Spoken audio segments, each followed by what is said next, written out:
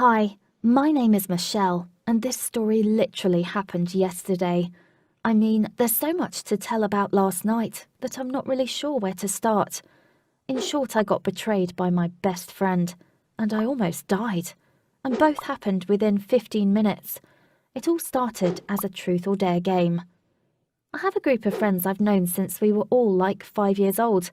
There are 6 of us, all girls, and we are 14 now. Well, a couple of us have already turned 15. I won't bother you with names, since I would have to change them anyway to tell this story, but the important thing is that among all of them, I have a best friend. Her name is Lana. Or should I say I had a best friend. Anyway, Lana and I live close to each other, so we've always seen each other more often. And we grew really close. So basically, she knew a lot about me, and I knew a lot about her. Or did I? You've also got to keep in mind that I am a really, really private person, and I hate telling people personal things, so Lana is an exception. There are a lot of things about me that she doesn't know either. Never mind all that. Let's stick to the story. Last night, we had planned to have a sleepover at Lana's.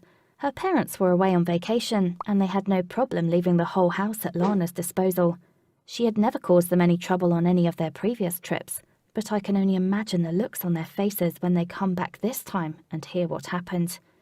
So, 5 of us came over to Lana's for a sleepover because one of our friends, let's call her Judy, got sick.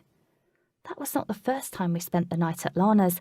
I would come and hang out with her often, since I only live 2 houses away. Last night we started out watching a movie. Then we cooked dinner together. 2 of our friends love cooking. After that, we decided we wanted to play something. And someone suggested Truth or Dare, a classic sleepover game. As a very private person, I hate this game a lot, because I have to pick Dare every time. The idea of telling any secret, even to a group of close friends, is just terrifying. It was okay in the beginning. Harmless questions, easy tasks, like singing a stupid song or calling Judy to convince her Ed Sheeran was here with us doing a fan interaction project. I mean, I know it's dumb, but I managed to sound dead serious, and Judy almost believed me. The girls spoiled everything when they started laughing. They just could not keep it in anymore. One more thing before we get to the main part. Lana and I have a classmate named Josh. Josh Hurley. That's what I'll call him here. And, thank God this is anonymous, I really, really like him. He's amazing. And he also lives right across the street from Lana's. We talk at school every once in a while, but it never goes further than that. I believe it could, but he does not know about my feelings. No one does, except for Lana. So we're playing and it's my turn again, and I pick Dare. The girls can't come up with a task for me right away, and after a few minutes, Lana says she has a great idea. She says I have to get on the roof of her house and shout, "I love you, Josh Hurley," 3 times as loud as I can. I mean, if this is not betrayal, then what is? I still can't believe she said it. She knew I liked Josh, and she knew there was a big chance he'd hear it, and how embarrassed I would be. Now I deeply regret I didn't just flat out refuse and go home. Who cares what they would think if I did? But at that moment, I thought, a game is a game, and I just had to get it over with.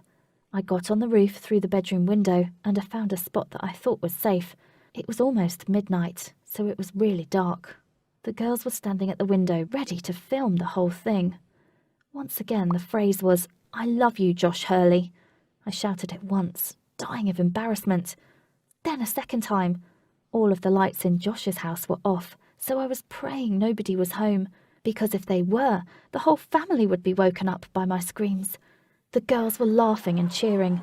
I really wanted this to be over, so I took a deep breath and shouted it out for the 3rd time. As I was shouting, I started to slip down the roof. It was terrifying. I tried to brake with my hands, but it didn't work until I got to the very edge. That was where I stopped. But now I could not move, otherwise I might have fallen down at any second. And Lana's is a 3-story house. I turned my head carefully to look at the girls, and they were no less frightened than I was.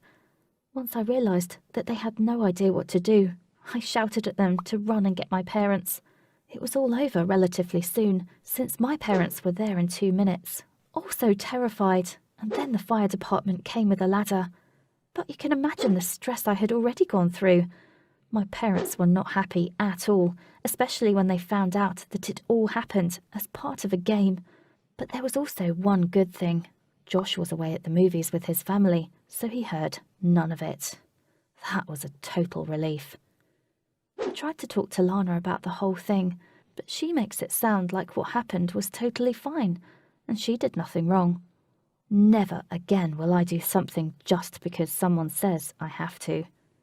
I don't know what to do here. Maybe you guys have advice for me. Leave it in the comments, and remember, don't let anyone drag you into something that might be harmful.